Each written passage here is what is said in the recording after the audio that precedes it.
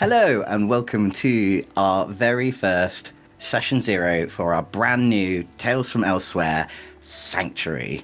Very big welcome to everyone who's joining us today.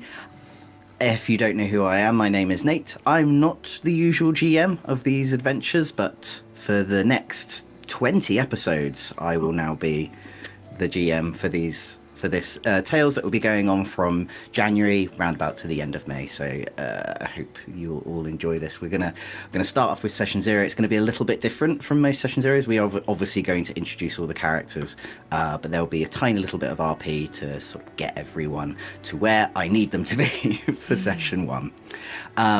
But before we start with that, obviously we've got a lot of regular faces that we see here today. But if you don't know who we are the Explorers of Elsewhere. We run a whole plethora of different TTRPG systems, and majority of the time they are set in the world of Elsewhere, which is the brainchild of Dan, but is also community developed. And so everything that sort of comes up in the world is all being created by the community and the players, obviously. So we are going to be playing the system Daggerheart. We played it last year for the campaign 3, and we've also test runned it before, and I'm a particular big fan of it, and so I wanted to run a small campaign using Daggerheart still, and hopefully leading up to the release of their next lot of classes and cards and such like that. So keep an eye out for that. I think around about May time, that's when that's coming out.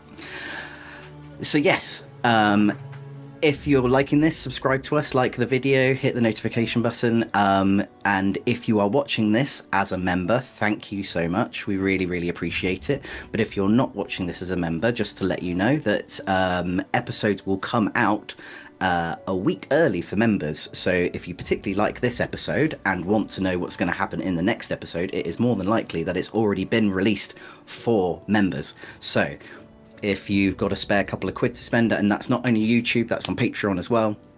So if you've got a couple of quid to spare, it really helps with the channel. So please, if you can, that would be awesome. Yes, now without further ado, I am going to introduce everyone. So we'll introduce some regular faces to the channel. First off, hiya Theo. Hello. Hey. How's it going? It's good, thank you. Thank you for having me for this exciting, spooky, don't know what this is really going to be little campaign. Very excited. Wonderful to have you back. Hello, Georgia. Hello, Nate. Hello. Thank you for having me back as well. Oh, always. Not so always. Hi, Olivia. Yeah. Here I am again. There you are. It's contract that you had. Yeah, package deal. And obviously we have DM Dan. I called you GM Dan there. GM Jan. GM Jan. Yeah. Hello. Thank you for having me back. Sorry. Well, I kind of feel like if I didn't have you back, you'd be wondering what the bloody hell I was doing. And a welcoming face back to the channel. Hello, Julia. Hi, it's really nice to be back. Yay. I'm not on the channel as much these days, so it's great to be involved. Yay. And you've played a little bit of Daggerheart before. You played one of the live streams. One Halloween last year. And you're excited to get back into Daggerheart? Incredibly excited, yes. Yeah, I do not know what's going on nearly as well as you guys do, so I'll be playing catch up. But yeah, definitely really psyched to be here. Amazing. So, without further ado, we will start getting involved in where we find your characters before they head off on what will be happening in Session 1. Like most of the Tales adventures, we start in Avonmore. It is the home of the Explorers Guild, the Explorers Initiative, and has been the centerpiece of the redevelopment of Elsewhere for the past 3 years. And it's not an unlikely sight to see new explorers, new and old explorers, sort of venturing off through the portals to rediscover places that may have been lost to the cataclysm of what was the eschaton. We find ourselves in a very sort of like regal park, fairly near to where many of the explorers' barracks are currently situated. But you can definitely tell that this park was sort of recreated as a sort of memorial to those who were lost during the war and during the eschaton, and a sort of beacon of sort of new hope for this new elsewhere. And there's sort of generally people, it's a nice sunny day, blue skies, a couple of clouds sort of scattered in the sky. And you can see just sort of like random people, families, going on sort of like about their days. But laying on the grass with his hands sort of like resting behind his head, just enjoying sort of like the cool grass and the warm sun, looking up at the sky and just enjoying sort of like the peaceful serenity of this park, is a young seraph. Theo, would you like to introduce your character to us? I will, yes. So this young man laid on the grass is Pally. Pally is, I imagine, just based upon your introduction to him, he's still in his usual garb, which is a kind of worn but well-loved tabard with kind of moon and star designs. He has a head of hair which is like an undercut of like twisty dark hair, golden eyes. He has a very friendly demeanor, a very affable face, very charming to look at. Quite young, about 19 years old, and will always have his equipment on him. So as well as his sun and moon garb, he has an axe and a shield, which have similar kind of regalia and theming. And yeah, as you say, he will be enjoying the world around him as he has a quiet moment in the park. So what made you choose a seraph this time round? Ooh, well, I got a little taste of being a seraph at the end of campaign 3 because I multi-classed Cal as a seraph, and obviously I'm aware of Azakar as a seraph from the Telsa baseware. So I've been kind of used to what those spells and those like movements look like within a campaign, and I think it's one of the ones that we haven't explored as much in the Daggerheart system, and I felt it'd be really nice to explore that.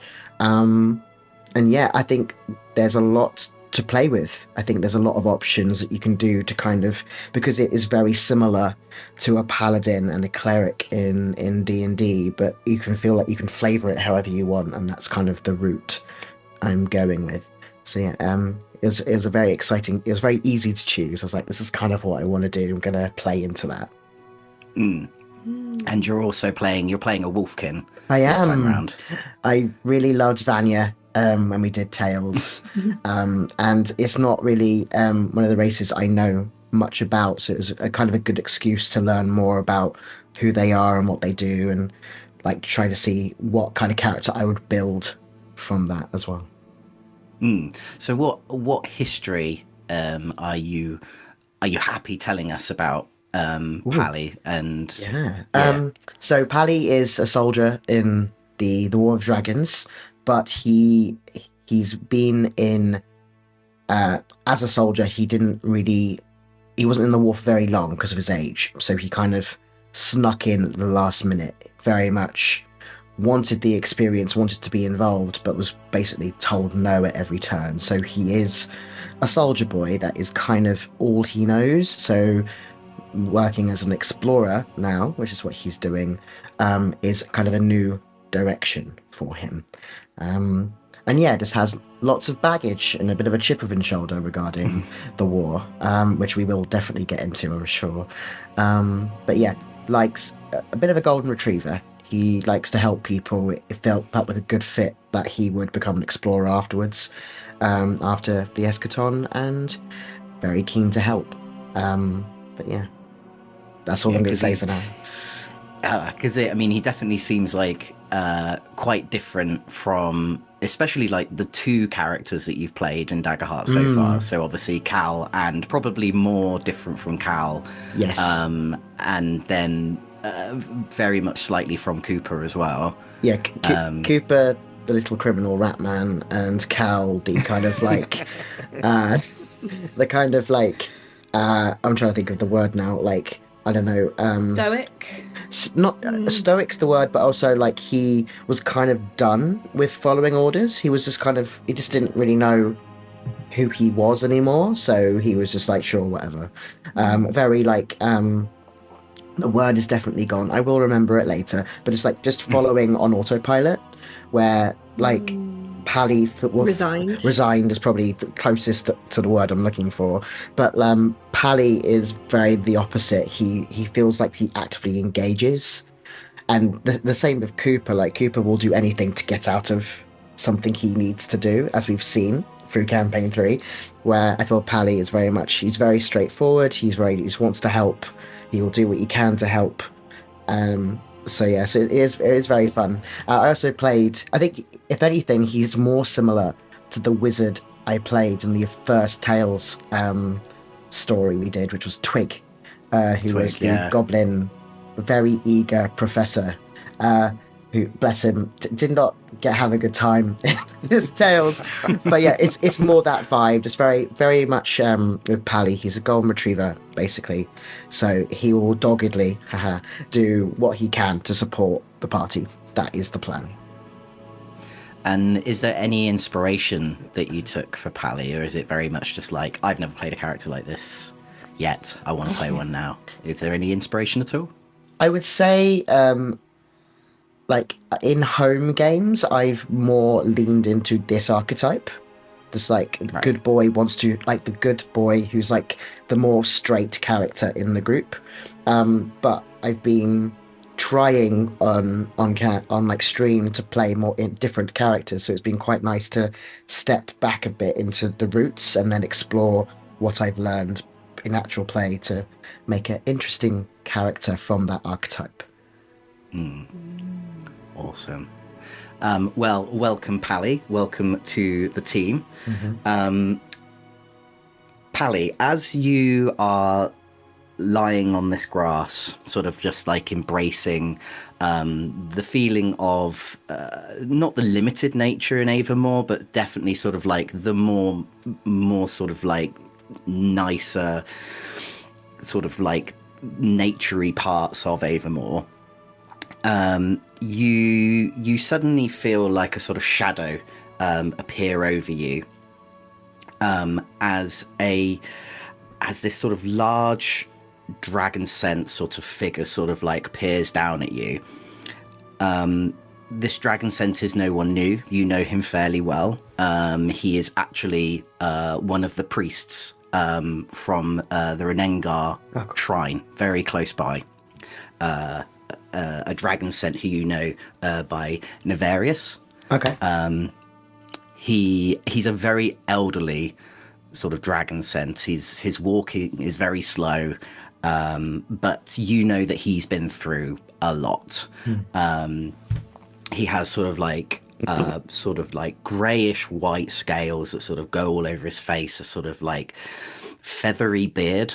That doesn't look like hair. It looks like feathers, but almost forms into the length of a beard, and sort of very gnarled and rickety sort of horns. Well, I say horns. One of them has been obviously sort of like broken off, which you know happened during the war.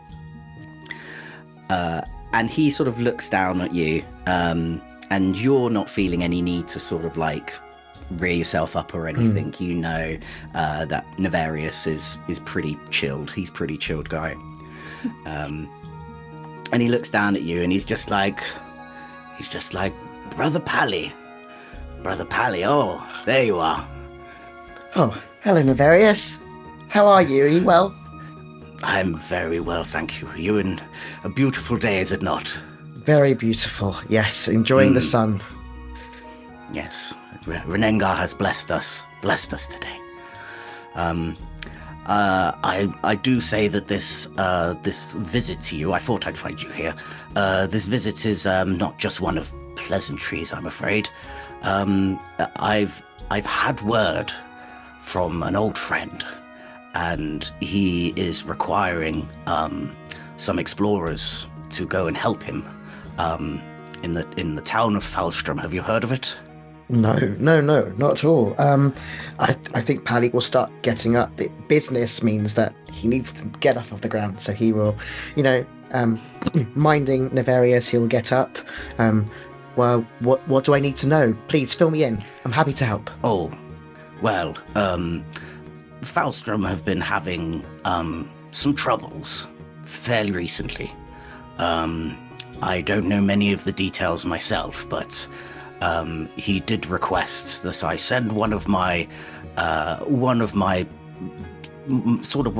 Rengar's finest followers. And I know that you are brave and young and very plucky, and I feel like you would be a perfect fit for the kind of people he needs. Unfortunately, he only asked. I think he's looking to gather a bunch of others from the Explorers Guild, but he just asked me to find one who I knew and I trusted, and I thought you would be the perfect fit. Well, you can count on me. Don't worry. Of course, I think you'll start making mental notes like Foulstrum. Running. Okay. And thank you so much for the compliment, by the way. That's very kind. I'll do what I can, obviously. Oh, I know you will. I've had my full trust in you. Yes, I think they plan to leave within a couple of hours. So, oh, right. I've let the guild know that I've requested you. Head on over there. I would say head on over there now. I guess one of the things I always trust you with is that you're always ready. You're always ready, and we like that of you and your boy. Always ready for a good job. Oh, thanks. So yes, let us know that you get there safe, and look out for Bravin. He will be able to assist you on where you need to go next. Bravin. Fantastic. I'll go over now. Thank you again. And he'll very confidently move towards the guild. He knows exactly where it is. He's probably got there many a time from this location. Giving a kind of very cheerful wave, thank you again, as he rushes through the park. He sort of waves you goodbye as well. As the camera follows Pally as he makes his way over to the Explorers Guild, it zooms up to one of the tall towers that are known more for the academic works of the wizards and the mages that reside in them.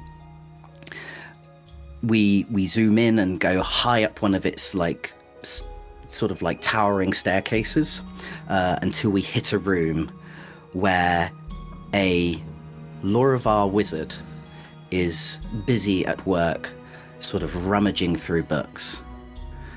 Julia, would you like to reintroduce your character? I would love to. Back in the world of Explorers of Elsewhere is Lucretia, the Lorivar wizard. She is a sort of middle-aged lady, long brown hair that she keeps in a long braid at her back, large glasses, very bookish type. And yeah, she is busy at work in her tower, which is her favourite place to be when she's not out on a mission. And I don't think we had time last time because obviously it was on a stream and there was lots of things happening. Was there a particular reason why you chose wizard? I think I've played quite a few spellcasters before, but I tend to go more down the bard cleric sort of route. I've never really played a significant wizardly or mage character in an RPG setting, and I think the Lucretia sort of archetype that I'm going for is essentially sort of me if I had studied a lot more. Like, I studied quite a lot. I've always enjoyed learning and reading and things like that, but I never went down that like hyper academic road. Like, I sort of went out into I learned a lot, and then I went out into the world and sort of have done careers that have had practical application of my knowledge. I've never became a lecturer or anything like that. I feel like Lucretia is who I would have been if I had sort of followed that path a lot more studiously and been a fair bit cleverer than I am now. So Lucretia's just me with a couple of traits tuned up, basically. Yeah. And what's Lucretia's sort of part in the world of Elsewhere? What does she like to do as an explorer, and what drew her to be an explorer? So Lucretia has always had a really big fascination with the natural world, and when the eschaton happened, of course the world totally changed and things got rearranged and new forms of life kind of appeared, and I think it was too good an opportunity for her to miss. She wanted to get out into the world and become an explorer, because she is somebody who really values novelty, learning, exploration, cataloguing this new world. So that was her big inspiration for becoming an explorer. And since the events of that Halloween one-shot, where there were all sorts of spooky encounters involved, she's now gone beyond just being interested in the natural world, and now she has a special interest in the supernatural as well. And so, all the sort of weird and wonderful otherworldly discoveries that are coming out since the eschaton. So that's kind of her those are her special interests. That's her bag. Yeah. You've already said that sort of like a lot of her characteristics are very based on like if you like your own traits like turned up to 11. Is there any other inspirations for her at all?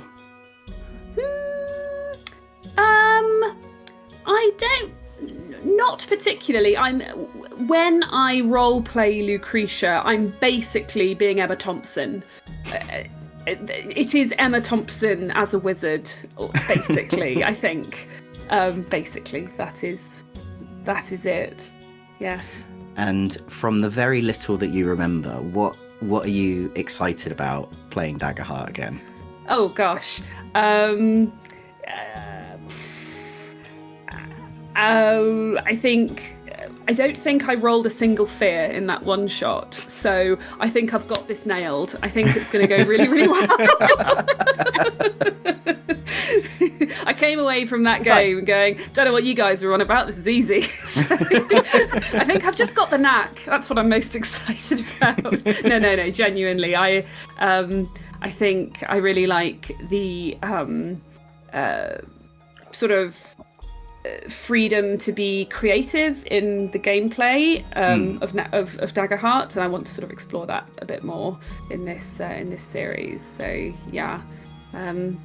and just really looking forward to having you at the helm, because I always have a lot of fun when you GM. And we've all seen the trailer, Nate. I am also slightly worried that this is going to get too spooky. No, it'll be fine. It will be fine. You promise? Okay. It'll be fine. Okay. So Lucretia, as you're thumbing through your books, do you feel like there's anything that you're particularly looking at the moment? Or is it just general study? It could be anything, because Lucretia's in downtime at the moment, so it's literally whatever she's currently interested in. I think it might be frogs today. Frogs. Yeah. The fun stuff. Yeah. The fun stuff exactly. today. Yeah. So as you're thumbing through this new book that you've picked up from like the large grand library, and you've been particularly waiting for this book for a while to come in because someone's always got it out, and it's and how annoying is that? You suddenly hear this massive sort of just like boom, boom, boom on your door. But the knocking on your door, it kind of makes you jump to begin with, but then you relax as it's a very common sort of like booming on your door that you're very used to. And and you don't even like they bang on your door, but you know that you don't even need to answer it because they will just open the door as well. So you just shout. I don't think I look up. I think I just keep reading my book and go, "Come in." And the door sort of like swings open, and at the foot of the door is a very familiar face. This large wolfkin man with sort of like bright white hair and massive fur coat. These giant sort of frozen gauntlets sort of like over his wrists, just holding this massive kind of mystery meat sandwich. Vanya, I thought I wasn't. Huh? He's been like cooking this for a while, and he's gotten particularly sweaty. Vanya, I wasn't expecting you for another 2 hours. What's happening? Right. This is where I forget how to do Vanya's accent. I've got a channel down. It begins now. It begins. Siren Lord. Lord. I had him just a moment ago, and now it's gone. He says, Lucretia, I brought you this sandwich that I made. I found this meat. It was like, I think it was called snowy bison grovel, but I can't fully remember. But I brought it for us to eat together. I thought you would appreciate it.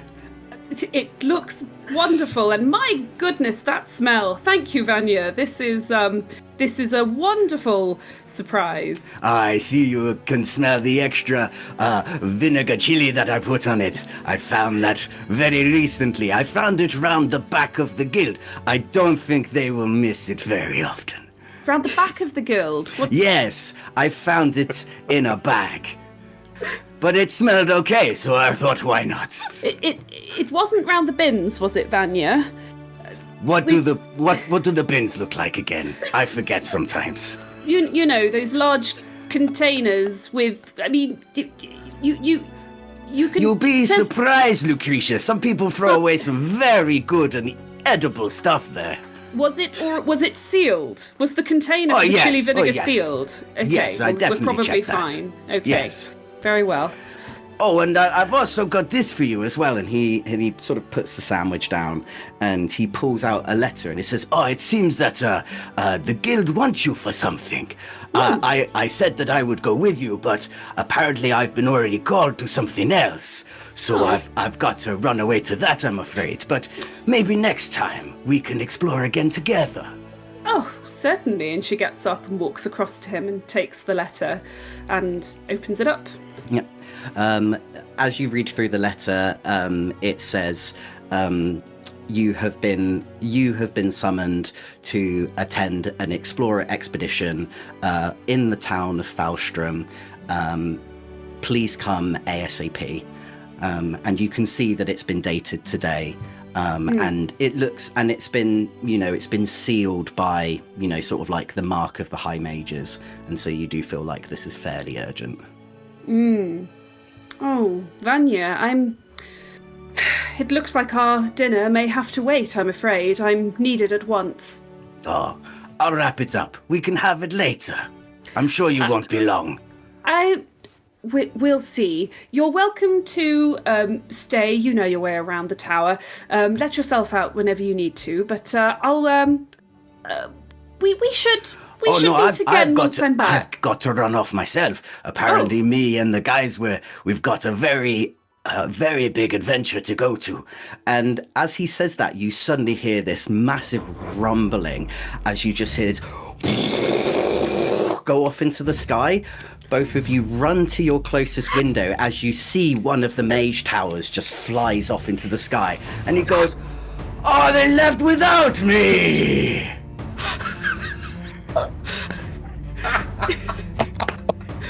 Oh no. Oh dear. We pan away from the both of you looking out of this window as a mage tower soars off into the sky. We come back to the ground and we path our way through the streets of Avamore, more towards sort of like the merchant district, along the sort of like the large river that goes through the middle of Avamore. We come to a very small, quite ramshackled tavern, where it's quite dingy and dark, and it's not incredibly busy because it's kind of middle of the day. And there seems to be only kind of like a couple of locals who go there to drown their sorrows, sort of like in this dusky bar. But sitting in the corner, sort of minding his own business, maybe sort of like taking a claw and sort of just like picking his teeth a bit, we are introduced to a relatively small for his race, dragon scent.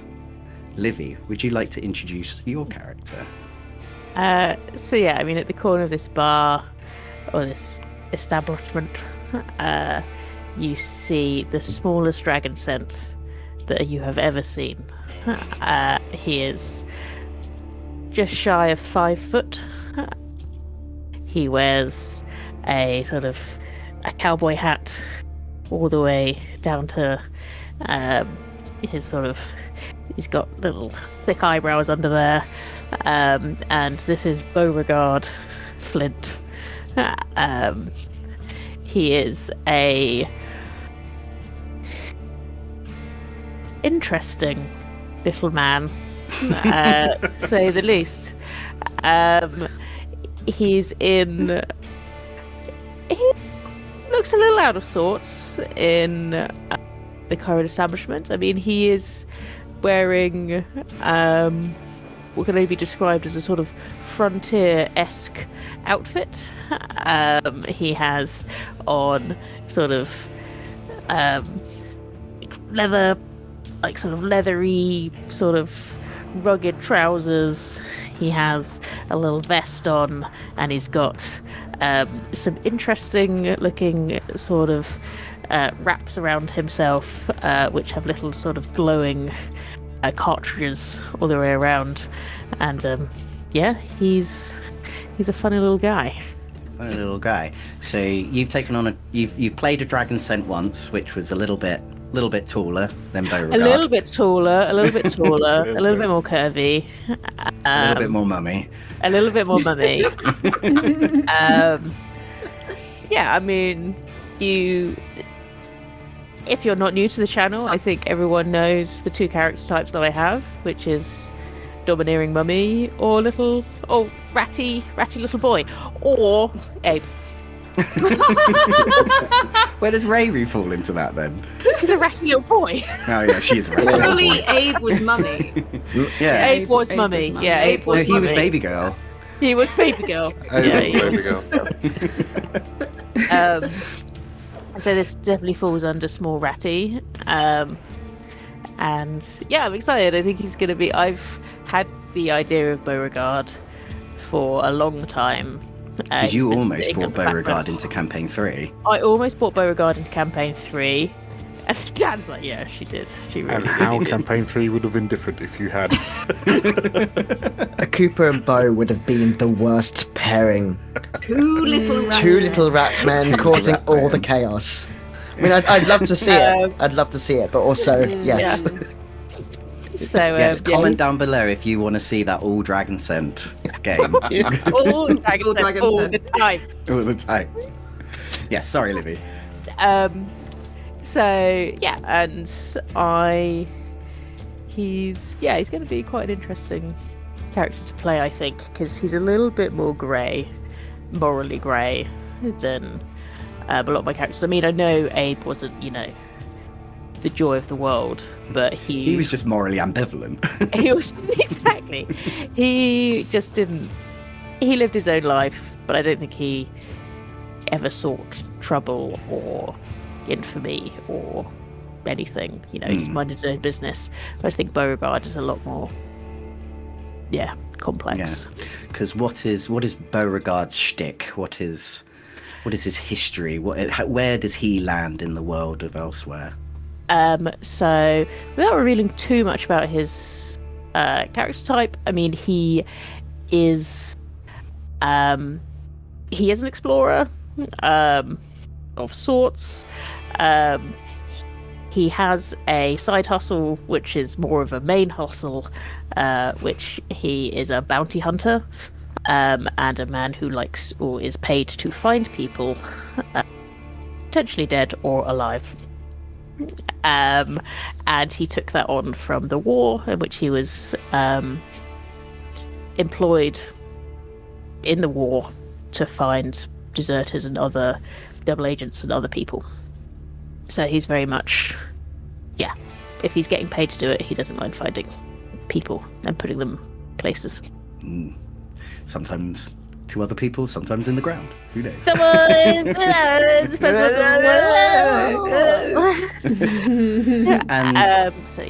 yeah. Was there any inspiration for Beauregard at all, or were you just like, I need a rat boy now?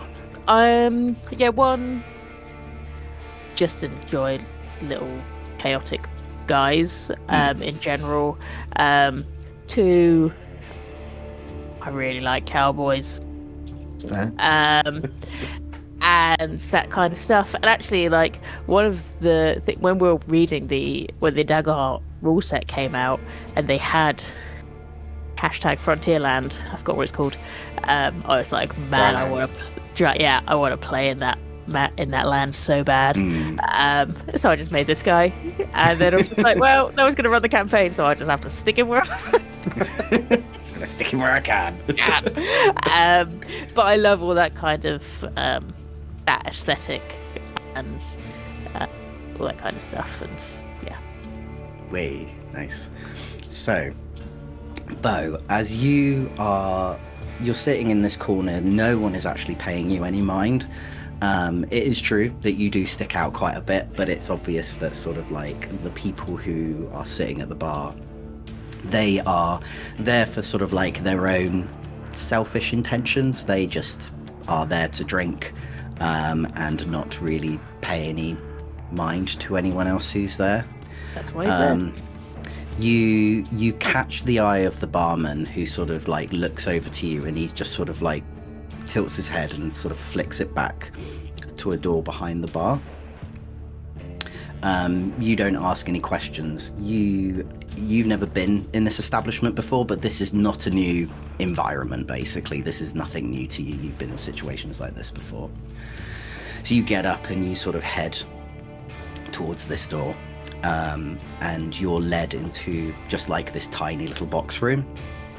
And in front of you is this Lorivar man, sort of like quite stout, big sort of black beard, and big sort of like big head of hair sort of like scraped back into a ponytail.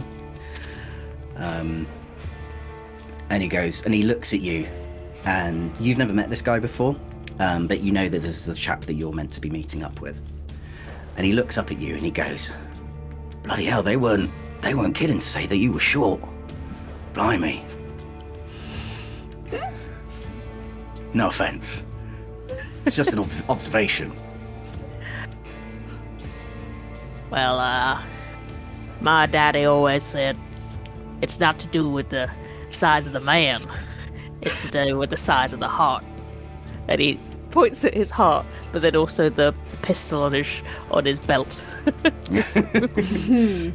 The guy sort of looks at you and then notices that you've patted your pistol, and he gives out a very big hearty laugh, and he says like, so he said, I've been told that you're very good at the kind of jobs that we may have to offer you, and an explorer, no doubt. That's a rarity, I do say. So I'm gonna start you off on a little job, but don't worry, you prove yourself, and I'll be sure that we'll get those big money jobs into you sooner or later. And he gestures for you to sit down opposite this table, and he sort of don't need a booster seat, do you? Don't. No, he sits on the he bisexually sits. He sits on the top of the chair. He turns it round and then sits on top of it, cross-legged. He pushes a sort of sketched picture towards you, and just leaves it there, sort of resting on the table, and sort of just points at it. Says, "This chap right here, his name's Avalia. He's let's just say he's been causing his family a bit of issues. Big family, big Majani family," and you can see that this sketch is of a Majani man. The usual sort of like no hair on the head, crystal horn, still intact.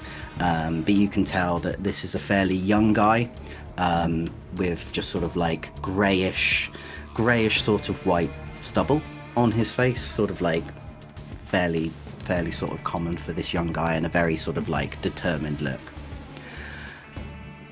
Apparently he's not very well liked by his family, and who have business that is none of my business, if you get what I mean. But unfortunately he has been caught, let's say, well, let's not beat around the bush. Apparently he murdered his brother, you see. And the family aren't too happy about this. So they need someone with very specific talents, and not only very specific talents, but very specific travel arrangements to head over to the town of Foulstrum and find him. Apparently, according to their moles, that's where he's headed off to. If you are able to capture him, they have said whether dead or alive. It's up to you how you're feeling. I do believe it will be more if you bring him back alive. But if so happens that finger of yours gets a bit twitchy, don't worry, you'll still be getting paid. Is that of any interest to you, my friend? Picks up the piece of paper. He just kind of studies it for a bit, and then just calmly puts it back on the table again. Well, that doesn't sound very brotherly if you ask me. No. Family should be everything. I agree. So I'll take it then that means you are interested. Well, I'd say, is the interested parties good for the coin? Very good for the coin. I don't take up any sort of like nonsense business myself. So I do know that this family is considerably wealthy and are good to their word. And I think if you can do this for them, then I think you'll be in good communication with them.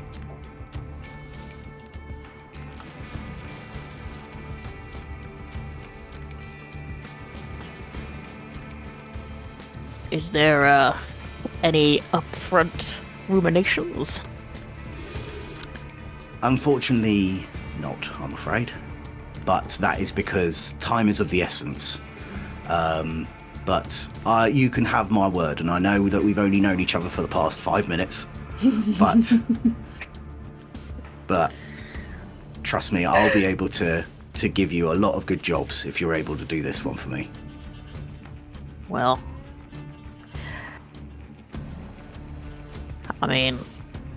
you're lucky you caught me at a dead end stop at the moment.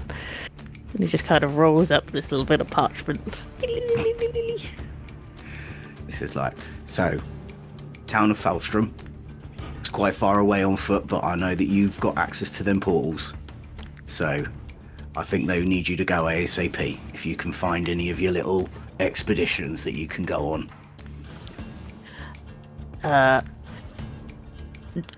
Once I've got I've made contact with this man. Is it you as the only contact? If I bring him back alive, is he coming back here? True. And he shuffles around in one of his drawers, and he he pulls out a sending stone and he gives it to you, and he says, once you've got made contact, and whether or not you let me know, and I'll be able to get some boys over to take him away and give you your payment. Right. All It's a hush hush, deal. of course. Wow. Fantastic. Takes the sending stone, just kind of. I imagine he puts it in his pocket. And there's like a jangle of a couple of sending stones in there. Yeah. Like I've got a couple of things on the go, so you just hear Are a they all jangle. dead? Are they of all pebbles. dead? He's just like, oh, I better remember which one's which. And then kind of tips his hat.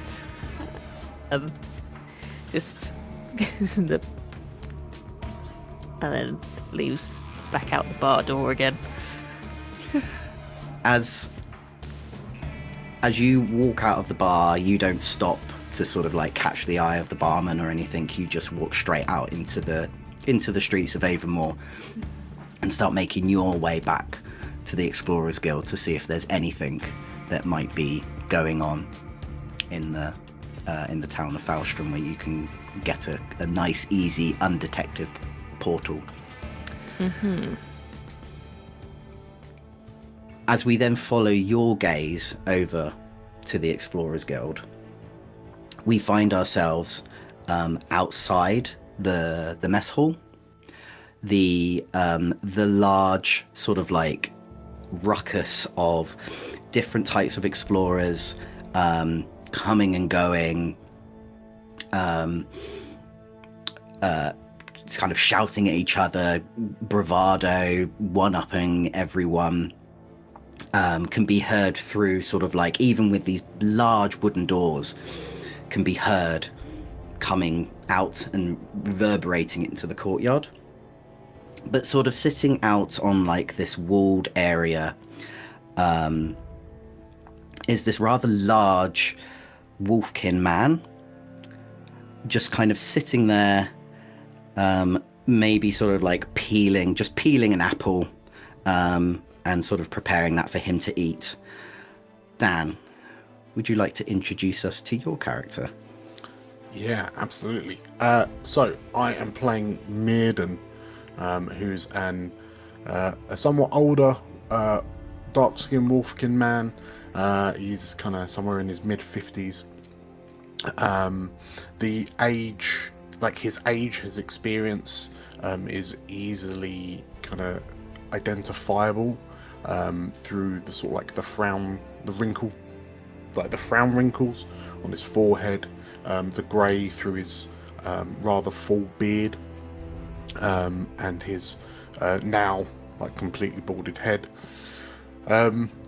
As he's sort of like carving into this apple, there's like, he's just kind of watching the comings and goings of people into the explorers like hall and out, and notably his left eye is actually like a round grey slate-like stone with what appear to be kind of runic carvings, like concentric circle carvings that glow with this kind of yellow light, and there are what appear to be 3 kind of runic stones that just sort of like hover and orbit around his shoulders.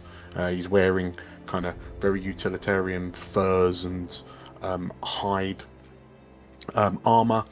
It looks like a lot of the kind of, there's trinkets and ornamentation that he seems to have kind of picked up from his kind of travels, but there's definitely an air of like he's not a local, as he sort of like looks around, and then perhaps there's an ever so slight kind of bared tooth sneer, like his lip slightly pulls up as he kind of looks at some cavorting explorers kind of fall out of the hall and blunder into the streets of Avonmore. How does it feel to be a player now in a Daggerheart game where it's not just a one-shot? Yeah, no, this is good. This is good. I get some time off. No, you don't. We know what else you're doing. Yeah. Lies. I pretend Nice. I get some time off. I pretend I get some time off. No, it's gonna be good. I'm so used to playing every character that it'll be good fun. It'll be a change to play one character. So Yeah. yeah, and then I get to reciprocate all of the heartache that you campaign threeers dealt to me. I get to redirect them back towards Nate. So I get to roll with fear and compliment people. So you have gone down. I think which definitely the two people who have played this class before is probably one of the most fun classes, which is the Guardian, the tanky Guardian. Dan wants to go of being like, nothing can touch me. Yeah. Sorry, Abe does what? What's your severe threshold at the moment, Dan? Currently, and I think it goes up if I want it to. It's 1932. Yeah. Rookie numbers. Baby Rookie numbers. Baby numbers. Yeah, no, I've like when it comes to like game like things, yeah, I've always been a massive fan of being the tank. And now that we've played so much Daggerheart, and I've seen how kind of effective the Guardian is at fulfilling that kind of fantasy, that power fantasy. So I'm really intrigued to kind of give it a go. But yeah, there's a bit of a I've put a little twist on it just to make sure that it's not a Mark II or Cal Mark II. Because yeah, we've dashed in a little smidge of Druid. Yeah, I think this is a really good time to say that we've actually started the characters off at level 5, just because I wanted people to have a chance to multi-class if they wanted to, because I think we only so I know that Cal and Alfric did a little bit of multi-classing in the very brief sort of like one-off in the finale, but I don't think any of campaign 3 characters did any multi-class, so I wanted to give that opportunity to people if they wanted to do that. And obviously they can still do it in 2. We're only going to go up 1 level in this whole campaign, but hopefully if anyone else feels the need to sort of like move on to anything else, they can. So yeah, was there any inspiration for your character, Dan? Besides Jeffrey Wright.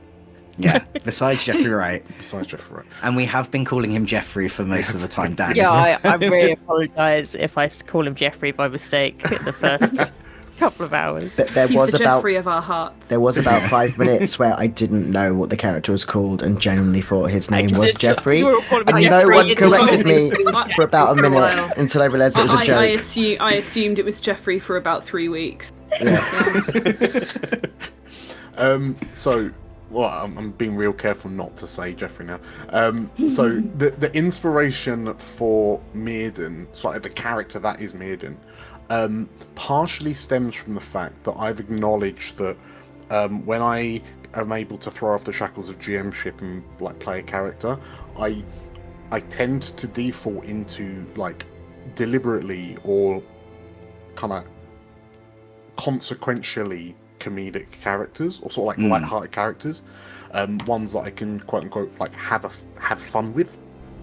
But yeah, I thought, you know, that Elsewhere narrative is in a place where actually playing a character that is quite stern, quite serious. It'll be a massive change for me, but it'll also be a suitable kind of narrative viewpoint for the Elsewhere tale, and you know, post campaign 3. So yeah, it's going to give me an opportunity to try something new, fundamentally. Otherwise, yeah, there are a couple of other kind of characters I've based Mirrodin on. There's a definite vibe of sort of like old man Logan from like X-Men, High Lord Saurfang from World of Warcraft, Justinian from Final Fantasy XIV. Like, these are all people that see the world in a particular way, and they might be a bit resistant to change or things not being done that way. But is there a soft, squishy heart? Like, is Mirden actually a baby girl under all of this, all of the scar and wrinkles? We don't know. Answer's pointy, yes. Yes, that's kind of where we're going for with that. Cool. So, Mirden, as you're sitting there on this sort of like low stone wall, just sort of watching the comings and goings of these fellow explorers, if you can really call them that, if they're acting this way when you're looking at them in their free time. Like, how do they act when they're actually meant to be serious? How can you trust them, really, if they're like this when they feel like their guard is down? As you sort of go back to your apple, and but your hearing sort of like hones in on this sort of like this guffawing laughter that you can hear behind your back. And as you sort of like, you don't even really turn round, you sort of just like peer sort of slightly over your shoulder. You can kind of catch in your periphery these three fairly young, probably like in their early 20s, mere pups to you, explorers, just sort of like laughing at each other, sort of like kind of pushing each other's shoulders, having some bants. But you do notice that one of them sort of like points over his friend's shoulder and he points to you, notices you looking, and then sort of just like draws his hand away and then just sort of looks at his friends and just,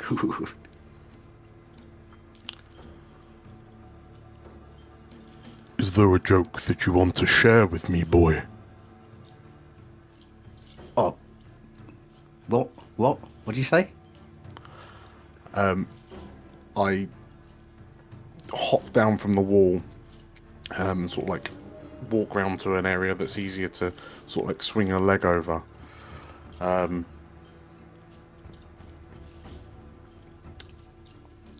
just look a bit ridiculous with that grin, dripping with your mother's milk. The sort of like, you're talking to sort of like the biggish one in the group. This is like, no, this is nothing new to you. You know that what you need to do is you need to pick out the biggest one, who seems to be the most bolsheous out of the three of them. And it's this other wolfkin like kid, and he's just like, and he tries to sort of like square up to you, and he's like, what are those things flying around your head?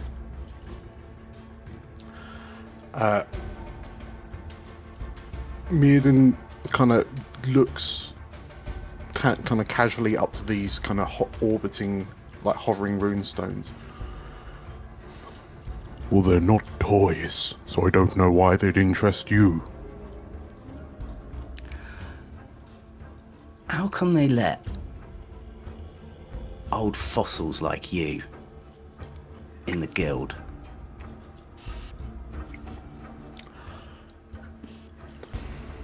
Because, and like the lip kind of curls up slightly.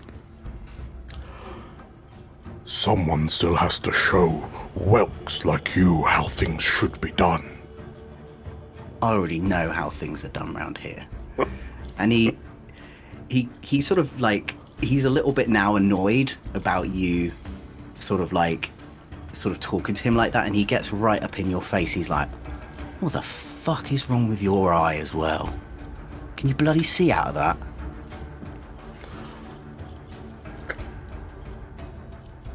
Mirden, like, nose to nose, just laughs and, Sit down, boy. You couldn't fight your way out of a paper bag. As you can see sort of like this snarl appear on this young guy, you suddenly hear this sort of bark of an order from a commander behind you, and he's just like, Pandren, over here. Get out of his face. None of that. And the bark has come from this keeper, this large keeper, absolutely hulking, sort of like unit of a man,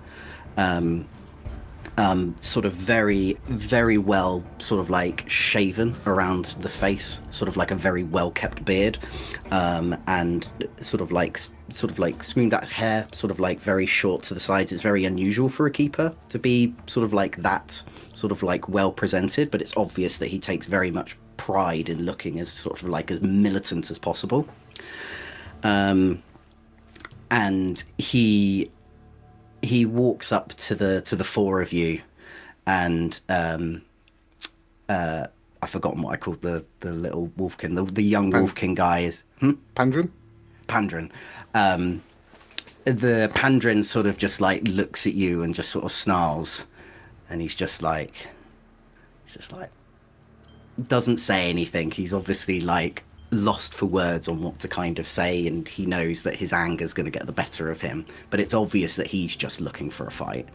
But after sort of being sort of like commanded by obviously sort of like head of what he does, he sort of storms off with his brigade of little friends. This keeper, who you don't really know his name, but you've seen him around. You appreciate him as much as you can, as someone who is sort of fairly militant around here, and sort of like doesn't let sort of just like these drunken young whelps sort of just like go off and gallivant and do whatever they want. He looks at you and he goes, Mirrodin. Mirrodin's kind of watching the trio leave as he's addressed, and then just sort of like to the keeper, he says, I suspect that one's quite a useful asset when his anger's pointed in the right direction. We're getting there, yes. Unfortunately, we do need to appoint the help that we can get, but some real action out on the field will put him right, I'm sure. I grunt as I pop the slice of apple I've had in my hand in my mouth and crunch loudly. I've been asked by one of the high mages to come and find you. There is a particular explorer expedition that you have been asked personally to be part of, if you are currently not busy. I commend your good timing. My coffers and supplies are running low. Fantastic. It will be in the head to the portals. It will be in the town of Foulstrum. You will receive information once you get there. Foulstrum? I've been there. It's a good place, an honest place. Interesting. One of the only towns that didn't really get much affected by the eschaton. I'm sure it's a very interesting place to see what actually happened during that period.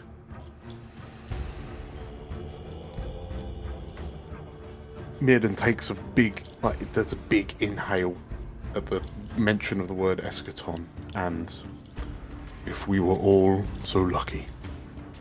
Yes indeed. He sort of nods his head in appreciation, and he says, like, I think the order is ASAP, so I will allow you to get your supplies, and I'm sure an officer will be there to meet you and instruct you where to go next. Very well. We forward in time a couple of hours to where it's obvious that the people who have now been requested to attend the town of Foulstrum have now. Forgive me, Dan. I've completely forgotten what they call it with the portals. It is The concourse. The concourse. That's it. So the four of you approach the concourse in all different sorts of sort of like very close to one another, not really knowing that you are going to be part of this team. I would probably say that Pally is there first. Pally is sort of like, he is ready with his axe and his shield. He's sort of like brushed all the dirt off his tunic, and he is sort of just like looking around, waiting for everyone to turn up. Lucretia, you are the second one to turn up. Would you say that you know Pally at all? Would you have recognized Pally? Yeah, I think Lucretia and Pally know each other quite well. Lucretia's sort of come across him a few times before. She's been involved in various bits of training that he's had, and I think they get on quite well. She feels quite protective towards him. Theo, just remind me, what Pally is obviously a bit of a nickname. What would she know his actual name to be? His full name is Palia. So Paliastiganda is his full name. Right. But he, and does he mind being called Pally is Palia? fine. He likes he doesn't mind whatever people want to call him. He is a people pleaser. He will accept whatever he is called. Fine. So if she decides she wants to call him by his full name, he will take that. But if someone gave him a nickname, he would also take that. I think she normally defaults to Pally, but for a sort of initial greeting, she might greet him as Paliar, I think. Yeah, fantastic. She's visibly pleased to see that it's. I imagine that she'll be joining. It's not quite an excited wave, because I feel like he feels like he's going to be in, like, I am in work mode, but it is a very cheerful, like, wave of recognition, and then a sudden hopeful of, oh, why is she here? Is it because perhaps we are traveling together this time? Because I imagine there's always a potential of, like, oh, if I've seen a friend on the concourse, are we going together or are we separating off?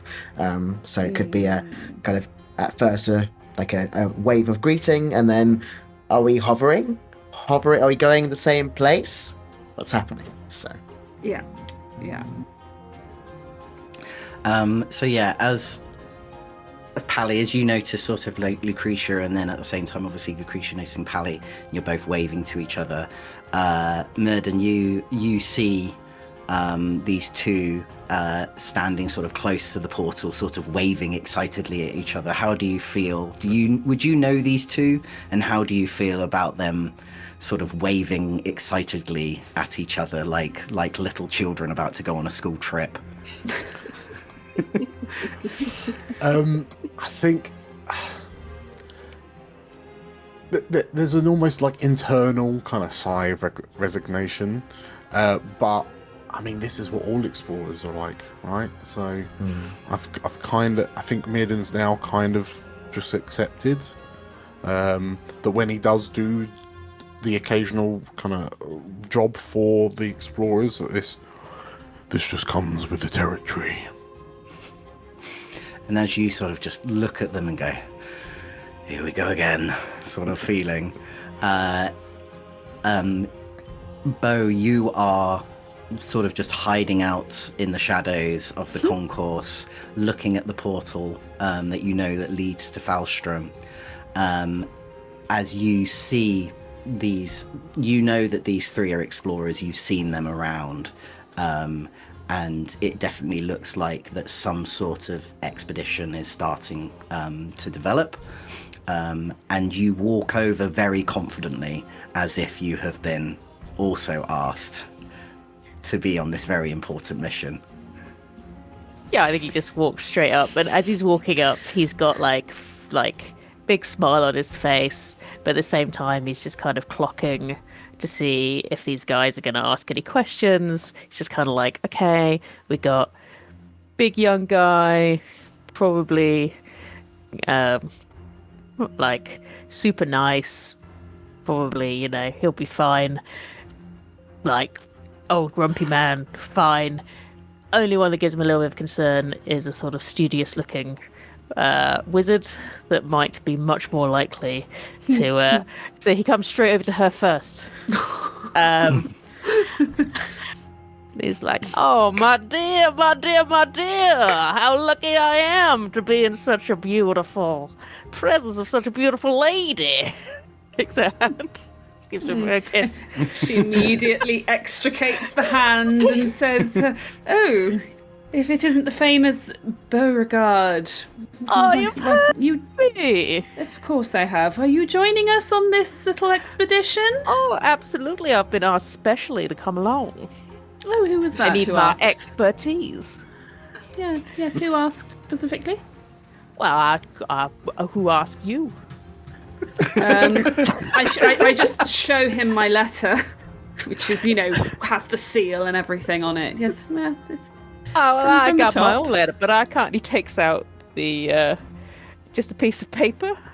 I've got my own letter, but I didn't. It's all on the QT. You know what I mean? I can't give away all my secrets now. Not right now, anyway. Well, it is good of you to join us. Well, From, hey, like, big guy. behind you. Hello, Flint. It's good to see that you are well. I got all my bits in the right places.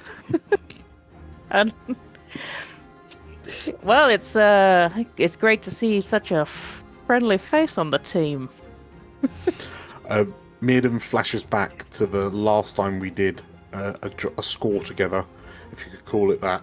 And I can only imagine that the mage hunt that we were tasked with ended in the most ludicrously chaotic manner, all due to Beauregard. Oh yeah, there was we're on, riding on horseback. There was a shootout. There was other guys chasing us. It was great. And Mirden was stood in the corner watching all of this happen. Like one guy in a headlock, just like or a dog on his arm. It went so well. It was flawless. Flawless, always flawless.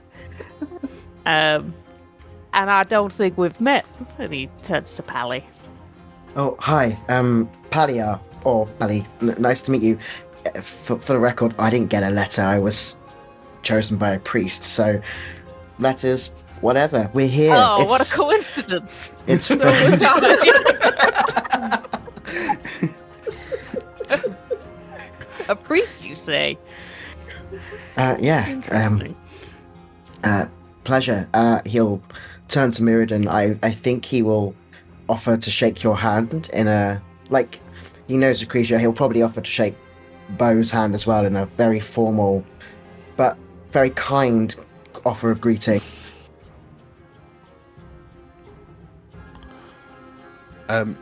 If you sort of like hold the hand out and it looks genuine, Mirden will sort of like raise his eyebrows in a little bit of surprise.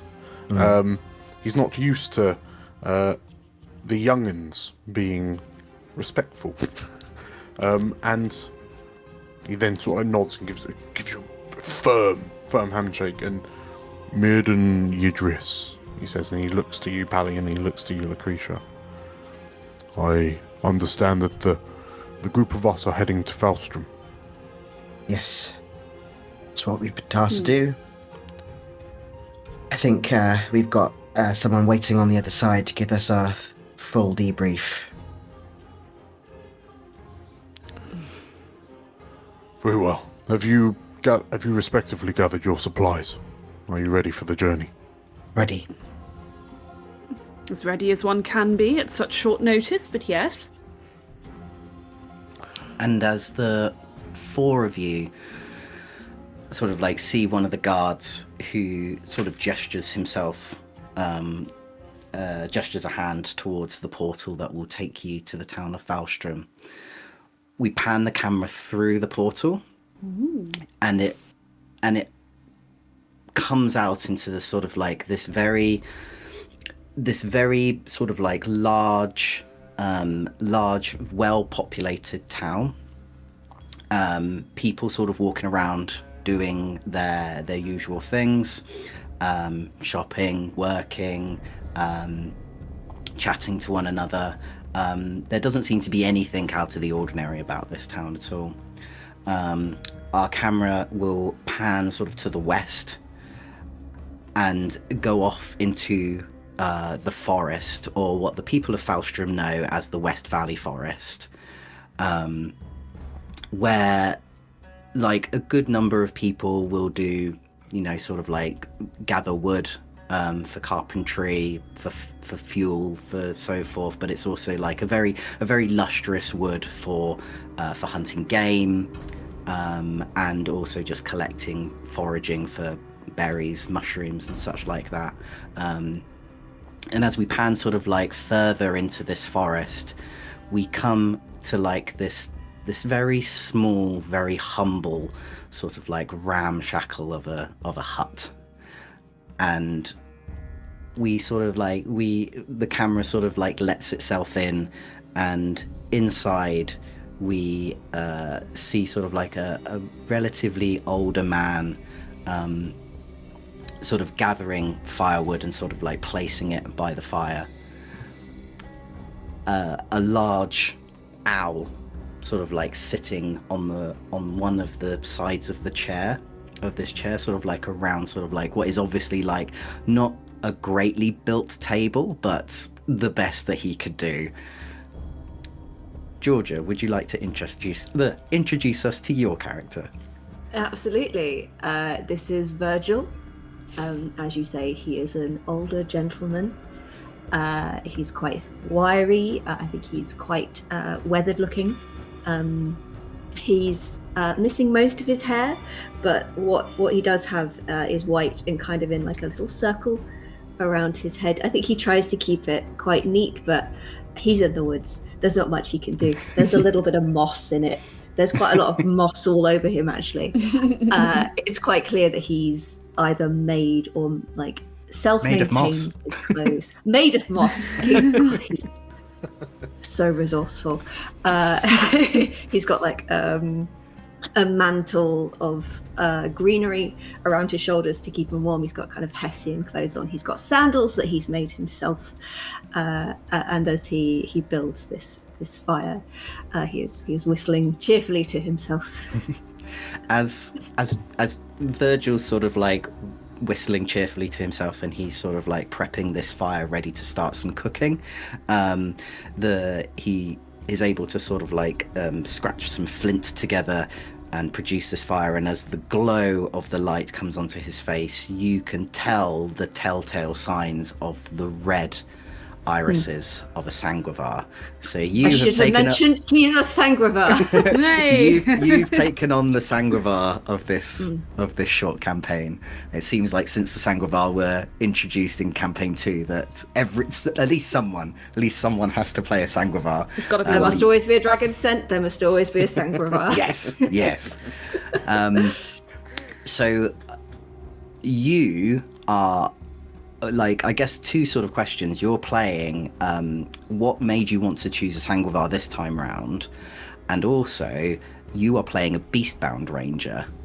Yes. What drew you to that class this time round?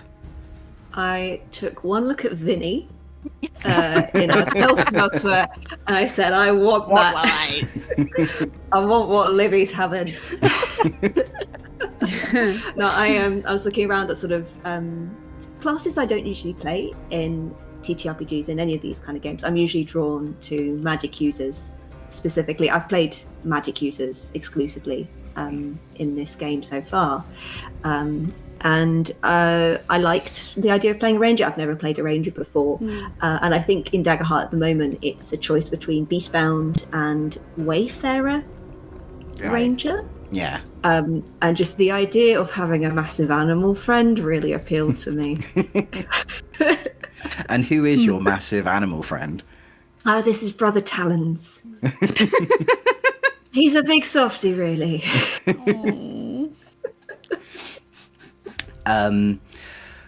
Did you have any inspiration for Virgil? Because I think I remember you.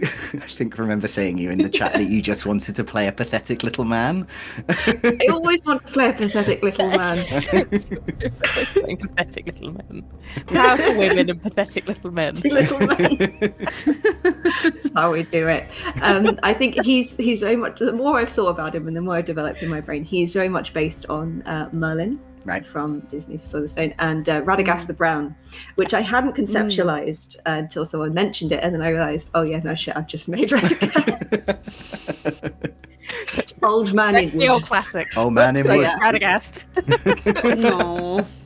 And what's the owl like, Georgia? He's the angriest little man. The angriest little owl. Angriest big owl. Big owl. I think I put a lot of points into vicious. Yeah. I feel as a GM, this is probably a question I should have asked. Can brother talons talk? I don't think they can they, animal companions? I took a note again from Vinny, and I assume they can't talk. I think You can talk I to don't- them, and they Yes. can talk to you, but no you one else can. Yeah. You can communicate. But I never really wanted to get into a conversation with Riri and Vinny because I just thought it would just descend into madness. I mean, I really wouldn't be surprised if Vinny could talk and he just chose just not chose to. not to. Yeah. Not to Riri Not anyway. for everyone. Yeah, because I think when we spoke about Virgil before, obviously being like Merlin from Sword in the Stone, you obviously think of Archimedes, who could talk Yes, exactly. Yeah. And has a lot to say. and has a lot to say. So obviously the big difference for Virgil is that he is not an explorer.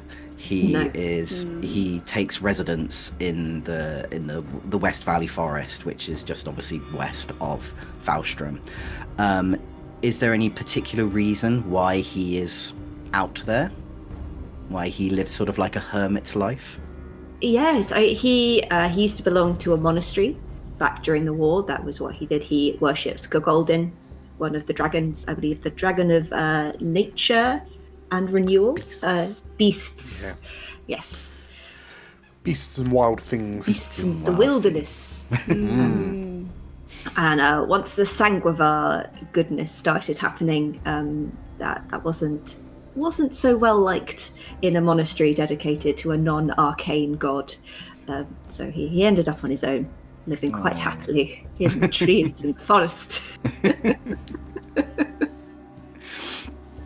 So Virgil, as you are preparing this fire, and you're not even sat at the table, one of your favorite things to do is actually just kind of sit on the floor and enjoy the sort of the warmth of the fire, and you're just sort of like cutting up root vegetables that you found in the woods earlier today, preparing sort of like a nice soup that you can enjoy later.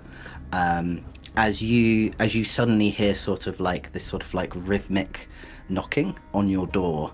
It's much more lower down on your door than sort of like most people your height would actually reach.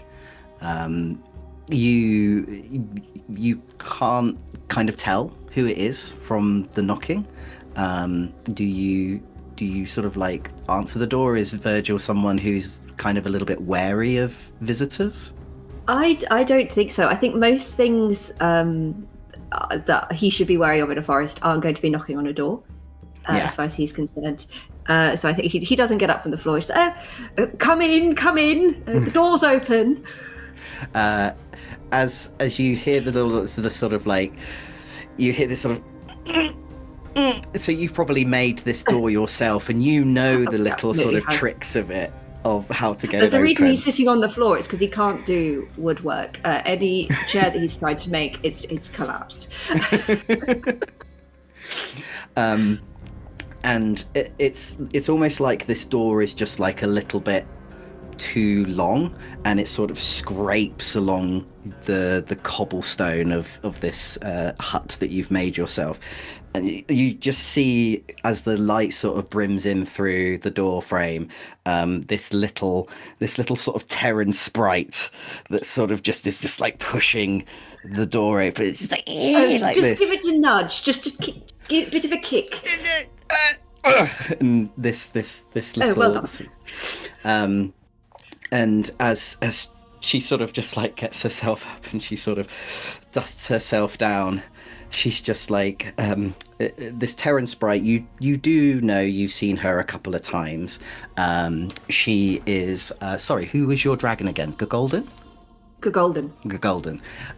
She is also a worshipper of Gagolden, and you've met her a couple of times, sort of like out foraging and things like that, and you've given each other sort of like a little wave.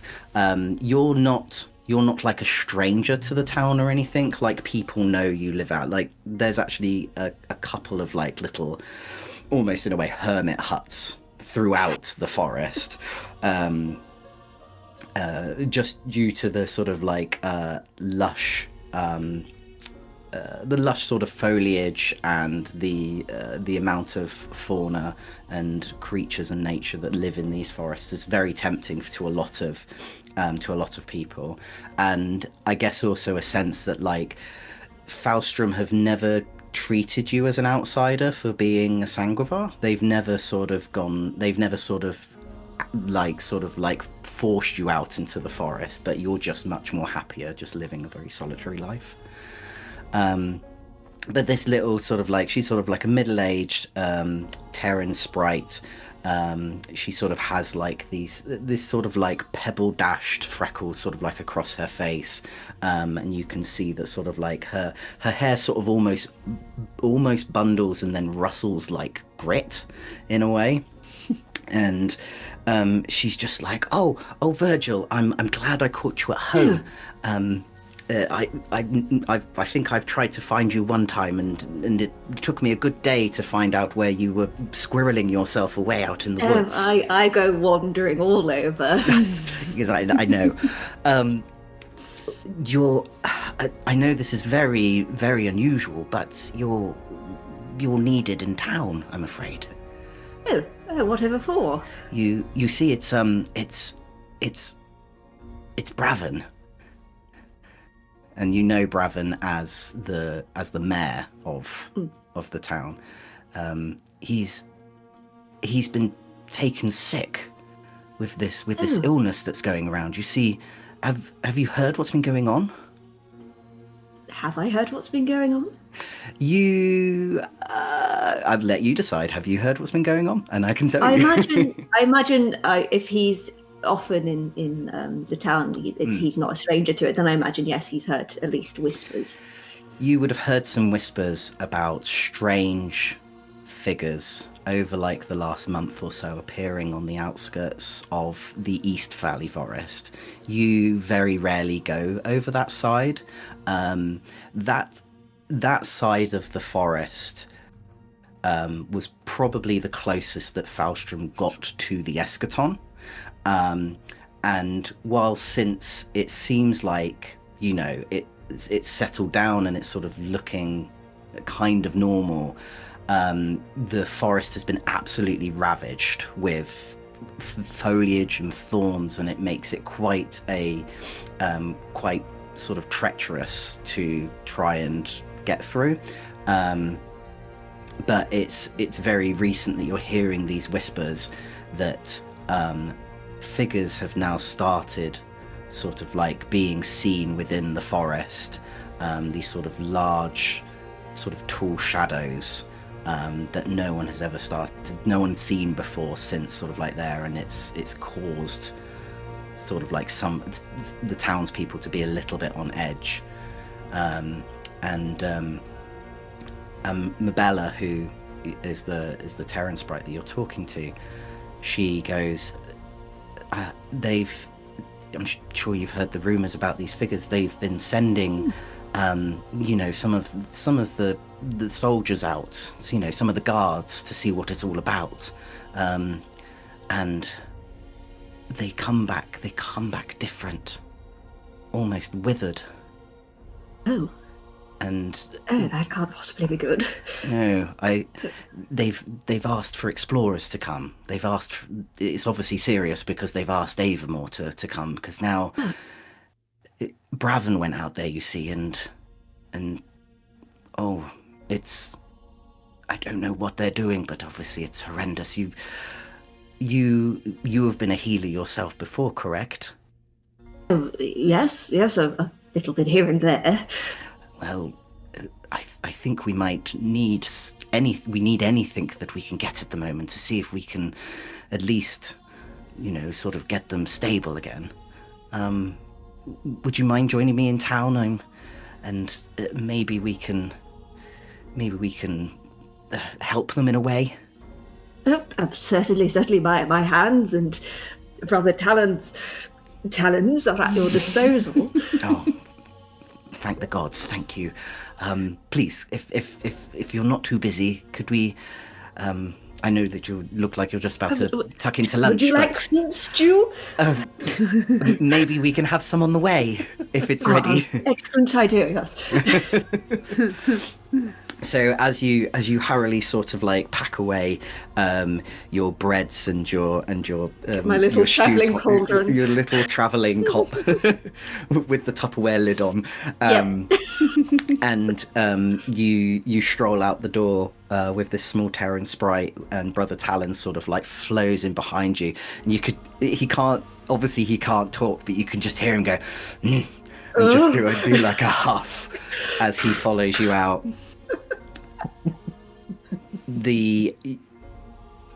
You're walking over with Marabella to this to the center of Foulstrum. Where actually the portal that goes to Avamore has been set up under sort of like this big sort of like pagoda in a way. And as the two of you approach, you notice that then these four figures sort of like walk out of this portal. And that's where we'll end session 0, and that will get you all ready for session 1. Yay! Yay! So, excellent. If you would like to know what these 5 are going to get up to, and if you find any of their characters intriguing, I know I'm very intrigued about what they're going to get up to, and if you want to know what's happening, if you're watching this as a usual subscriber or not, you're new to the channel and you're very interested in session 1 is now already available to our members. So if you're a member, you will get episodes a week early, but do not worry, you will not miss out, because then they will be released the week after. But if you are interested, the next episode's right there if you want to just throw us a couple of quid. And there'll also be, if you're not a fan of YouTube membership, we also do have a Patreon. Also, don't forget our Discords, where we'll be discussing all of the games, because running alongside the same time as this, we'll also be playing Draw Steel. Dan will be running a stream every Monday for the next 5 weeks, playing Draw Steel, with obviously some known faces who will be joining in, and some returning faces as well. So if you are interested in any of those, and we've also got like a bunch of other games that are coming up in the future as well that will be running alongside Sanctuary. So if you're interested, you can always subscribe. We are very, very, I don't know whether or not, hopefully we'd have hit 1K by the time this video comes out. We're very, very close. So that will be, and we'll have a big celebration to celebrate 1K as well. Join our Discord, it's free and it's available to everyone. Subscribe, like this video, ring that notification button, put a comment down below if you're interested in any of the characters, what you're hoping is going to happen, who are these mysterious figures. So yeah, we will leave it there. I'm very excited to get started with the 5 of you, and we will see you next time. Bye-bye. See ya. Bye. Bye.